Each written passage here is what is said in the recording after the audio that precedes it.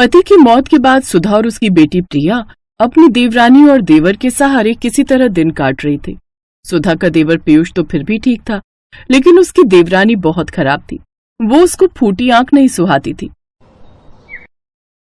सुबह से बस इस फर्श को घिसने में लगी है। खाना क्या तेरा मरा हुआ पति बनाएगा ऊपर से आकर? खाना मैं अभी बना देती हूँ देवरानी जी, लेकिन मरे हुए इंसान के बारे में ऐसा मत कहिए, और देवर जी के दफ्तर जाने से पहले ही खाना तैयार हो जाएगा। खाना तैयार हो जाएगा? आप ना दिन पर दिन काम चोर होती जा रही हो। अब ऐसा नहीं चलेगा, समझी? चल अब जल्दी से जाकर खाना तैयार करो। बेचारी जेठानी खाना बनाने चली जाती है। उसकी देवरानी हर रोज का काम बस उसी से लेती थी। ऐसे ही समय बीता। सुधा सारा काम अपनी जेठानी और उसकी छोटी 8 साल की बच्ची से लेती थी। एक रोज सुधा लगातार काम करने के कारण काफी थक जाती है और उसकी तबीयत काफी खराब हो जाती है, जिससे उसे तेज बुखार हो जाता है। उस रोज वो अपने कमरे से बाहर नहीं आती। ये देख देवरानी गुस्से में आ जाती है। क्या है ये सब जेठानी जी? सुबह के 9 बज रहे हैं, अभी तक बिस्तर पर पड़ी हो। आज काम करने का इरादा नहीं है क्या? अंकिता, मेरी तबीयत काफी खराब लग रही है। सर में तेज दर्द भी है। आज मुझसे काम नहीं हो पाएगा। ये सुनकर तो देवरानी गुस्से में आ जाती है। वाह जी वाह, ठूस ठूस कर खाने में तो तुम्हें कोई बीमारी नहीं होती, लेकिन ऐसे काम करने में तुम माँ बेटी को तकलीफ होती है। मेरे घर में मुफ्त की रोटियां तोड़ने को नहीं मिलेंगी, समझी? अपना बोरिया बिस्तर उठाओ और दोनों माँ बेटी यहाँ से चलती बनो। अंकिता उनके सामान की पोटली उठाकर फेंक देती है, साथ ही उन दोनों को घर से भी निकाल देती है। ऐसा मत करो देवरानी जी, मेरी बच्ची के बारे में तो सोचो। मैं उसे लेकर कहाँ जाऊंगी?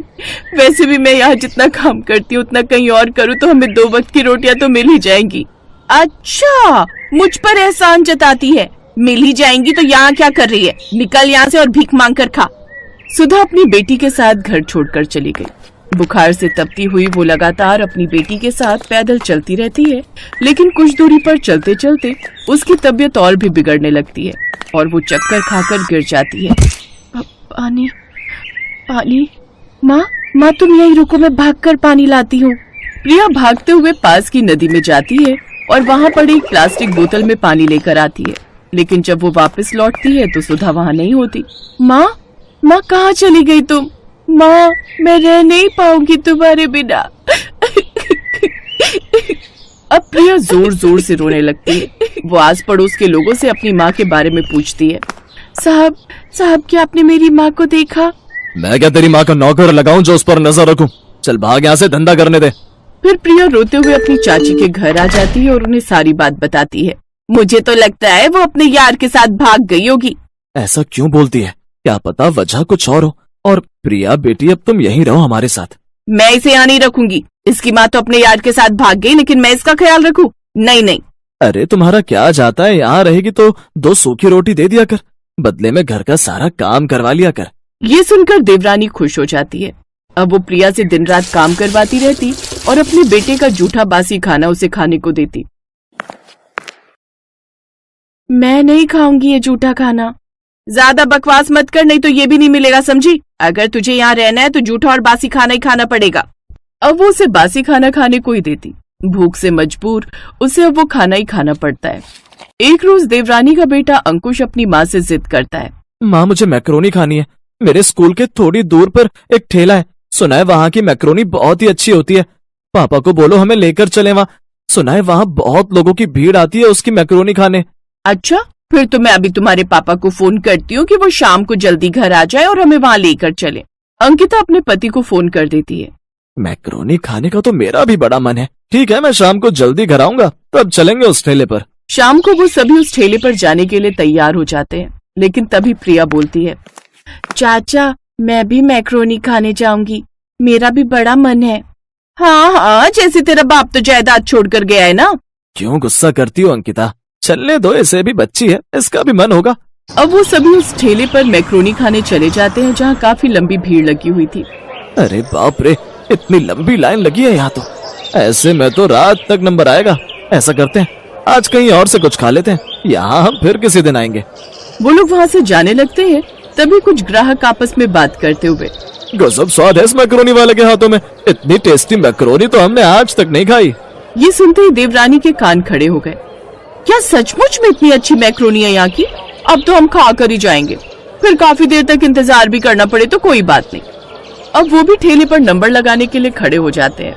फिर जैसे ही उनका नंबर आता है तो ठेले पर खड़ी औरत को देख वो हैरान रह जाते हैं, क्योंकि वो और कोई नहीं बल्कि सुधा ही थी।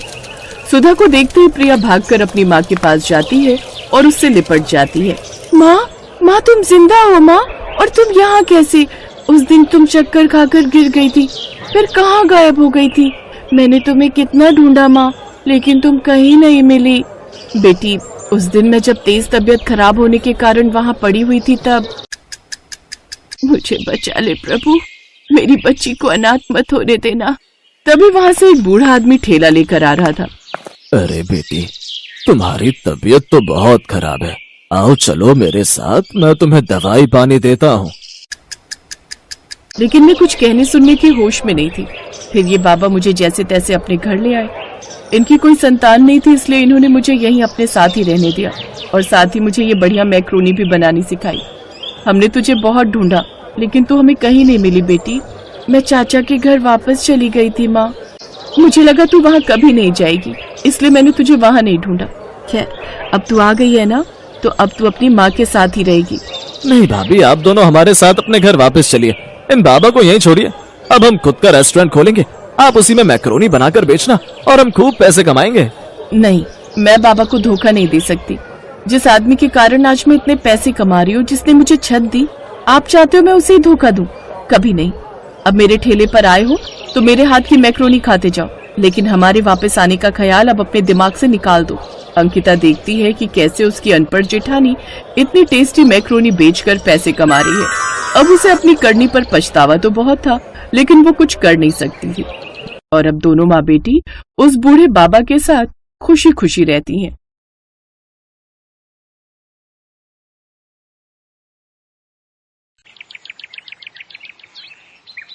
अरे बहन जी, घर की बहू में तो साक्षात माँ अन्नपूर्णा का वास होता है। अपने परिवार को अच्छा अच्छा स्वादिष्ट और ताजा भोजन खिलाना तो हर औरत का धर्म होता है। बिल्कुल सही कह रही हो बहन जी, लेकिन आजकल पारिवारिक लड़की ढूंढ पाना उतना ही मुश्किल है जैसे गधे के सर में सींग। अब आप हमें ही ले लीजिए। अर्णव मेरा इंजीनियर है, कम से कम लाखों में सैलरी है उसकी, लेकिन फिर भी अपनी पसंद की लड़की नहीं मिल रही। वो क्या है ना, मेरा अर्णव विदेशी खाना खाने का बड़ा ही शौकीन है। कहता है सिर्फ उसी लड़की से शादी करूंगा जो विदेशी खाना यानी कॉन्टिनेंटल फूड, हाँ कॉन्टिनेंटल फूड बनाना जानती होगी।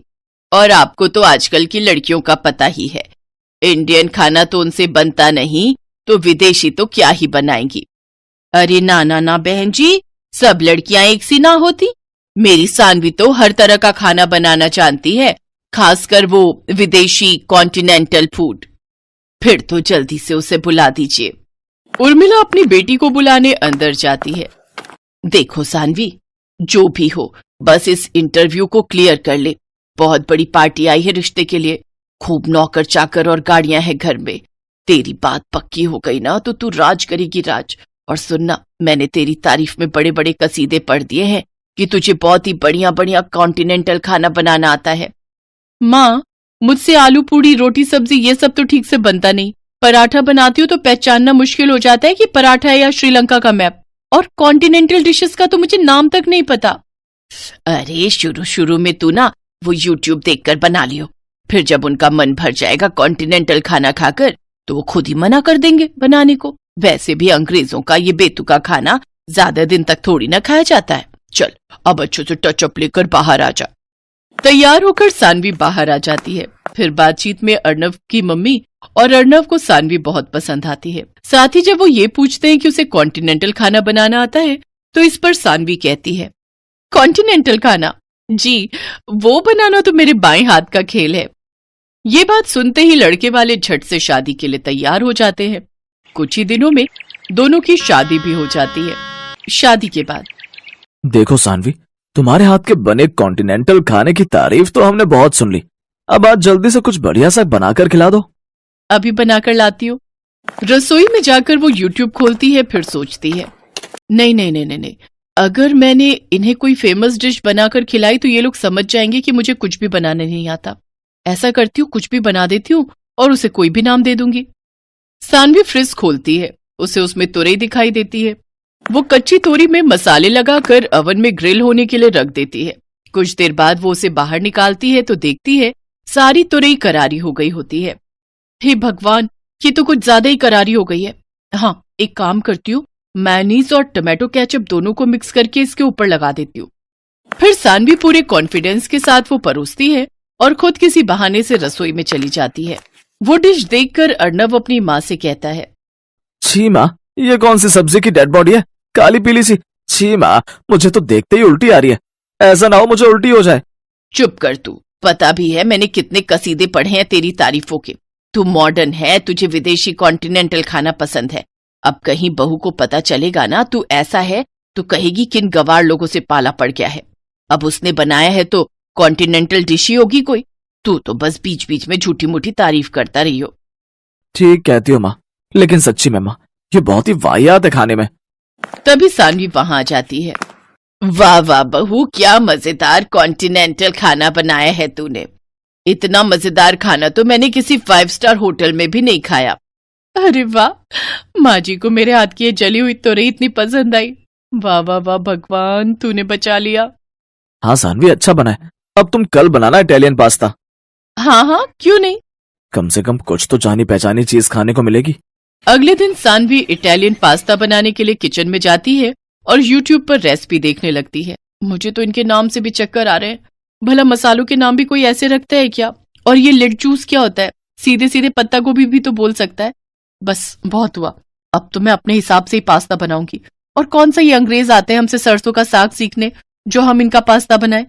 उस दिन भी यही हुआ। सानवी ने पास्ता में व्हाइट सॉस मिलाने की जगह उसमें अरारोट और कॉर्नफ्लोर मिलाया। साथ ही साथ पास्ता में ढेर सारी लाल पिसी हुई मिर्च भी डाल दी।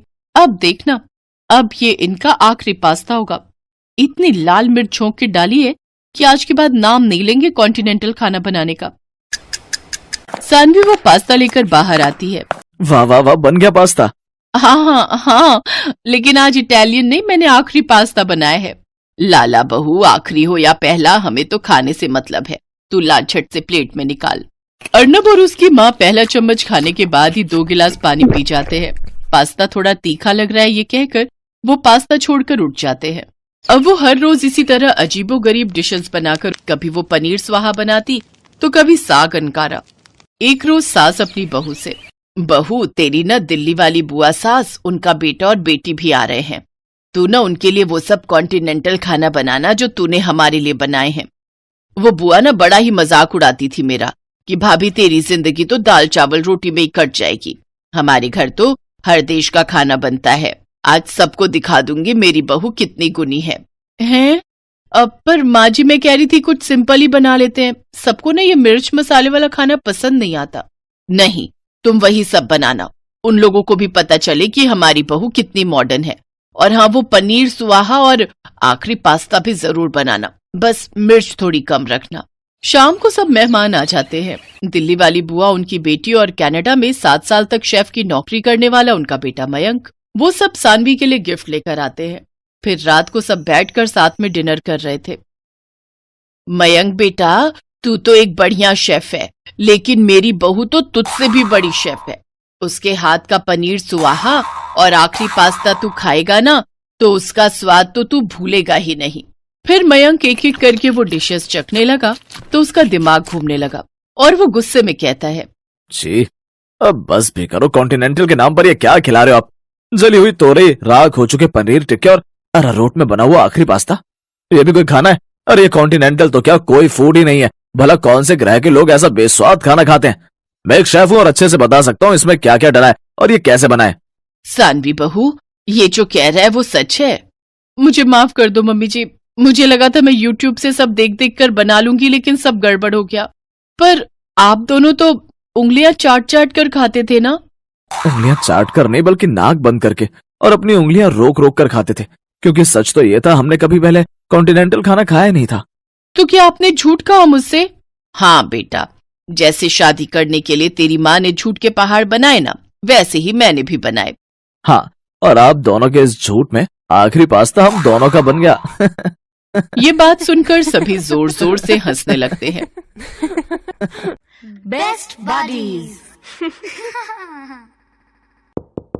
Hello friends, thanks for watching this video.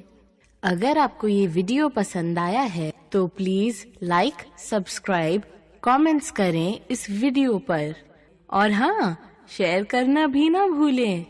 और भी मजेदार वीडियो देखने के लिए नीचे दिए गए बेल आइकॉन को दबाएं।